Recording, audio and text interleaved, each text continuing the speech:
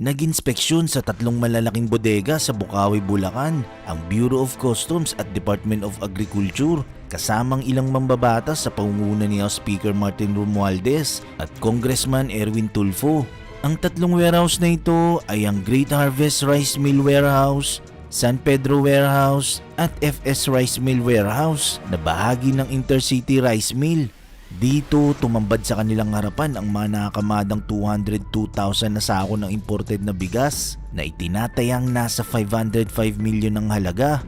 Ang mga imported na bigas na nakaimbak ay mula sa bansang Vietnam, Cambodia at Thailand. Ayon kay House Speaker Martin Romualdez, maliwanag na hoarding ang ginawa rito ng mga importer. Ang mga importer kasi nito ay nakikita raw na tumataas ang presyo ng bigas halimbawa sa Vietnam kaya iniipit nilang supply para masabayan ang pagtaas nito.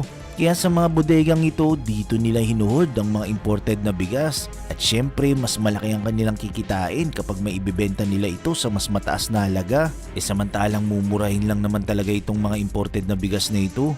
Mariinding tinututulan ni House Speaker Martin Romualdez ang pag-i-stock ng mga imported na bigas ng 3 buwan sa bodega.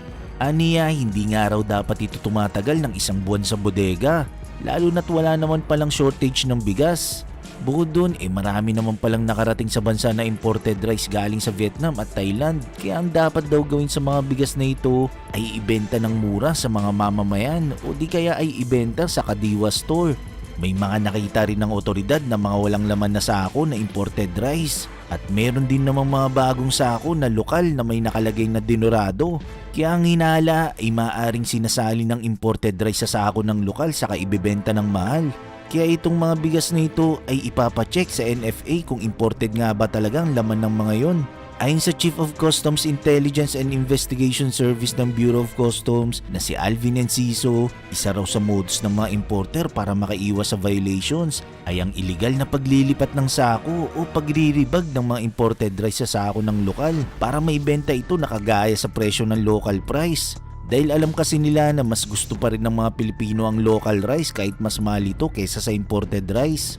Dahil sa pangyayaring ito, ipinasara muna ng Bureau of Customs ang 3 bodega habang iniimbestigahan ang kanilang mga dokumento. 15 araw ang ibinigay na palugit sa mga importer para may sumite ang kanilang mga dokumento.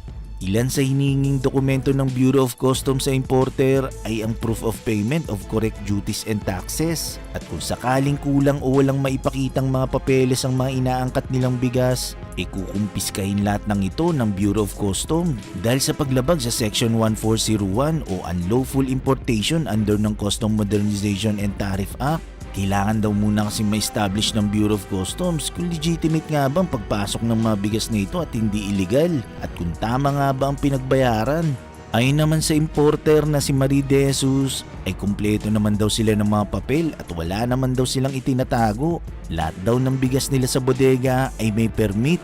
Ayon naman sa chairman ng House Committee on Agriculture and Food na si Wilfredo Mark Enverga na kung maibebenta ang mga imported na bigas sa murang halaga at sasabayan pa ito ng anihan ng palay sa buwan ng Setyembre, ay posibleng bumalik raw sa 40 pesos ang presyo ng kada kilo ng bigas. Sa ngayon, partikular na raw silang nakatutok sa presyo ng bigas, kaya babantayan na rin daw nila ngayon ang presyo ng farm gate sa paparating na pagbili next month. Ito'y para masigurong walang magsasamantala sa pagbili ng mataas na presyo sa farm gate. Nga pala ang presyo ng farm gate, ito yung presyo na natatanggap ng mga magsasaka mula sa mga direktang bumibili sa kanila ng bigas. Ayon kay House Speaker Martin Romualdez, hindi raw ito ang huling beses na bibisita sila at mag-inspeksyon sa mga Intercity Rice Mill dahil siguradong masusundan pa raw ito. Pakiusap lang daw niya sa mga millers at maging sa mga importers at rice mill traders dito sa Bukawi, Bulacan na wag silang magpapasok ng imported na bigas na hindi rehistrado at walang dokumento. Kaya tututukan at babantayan daw ito ng Bureau of Customs upang maiwasan ng ganitong klase ng hoardings dito sa Bukawi, Bulacan. Pero ano nga bang batayan para masabi na nag-hoarding ang isang negosyo ng bigas o anumang basic commodity? Well, ang hoarding ay binibigyang kahulugan sa ilalim ng Republic Act 7581 na mas kilala bilang Price Act.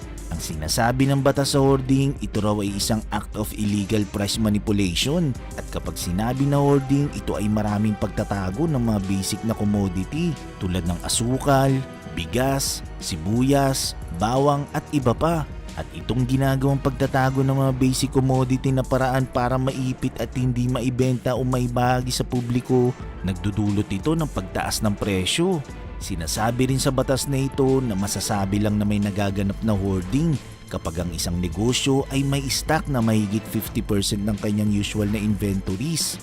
Usually, ang binabantayan ng batas ay yung mga taong engaged sa sales. Sila yung mga nagbebenta o nagdi-distribute. At ang sino mang mapatunayan na nag-hoard ay maaaring maparusahan na hindi bababa ng 5 hanggang 15 taong pagkakabilanggo.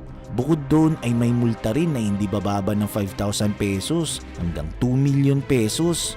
Kaya kapag nahuli at napatunayan ng isang tao o may-ari ng negosyo na nag-hoard, para na rin nabawasan ang kita nito dahil sa multa. Yung lang ang maraming bigas. Ikutin natin. Ano sinasabi niyo? Kung ano sinasabi. Anong dahilan daw? Pag sinabi sa TV, sir, Oh. ito pag sinabi, 38 ang palay mo, ganyan. Ganyan lang sa'yo. Yes. Ito hindi na. Sa ako na lang yan. Kasi nilagay namin para mabili yung commercial. Ano laman ito? Yun na, dinurado. Ayan, yan.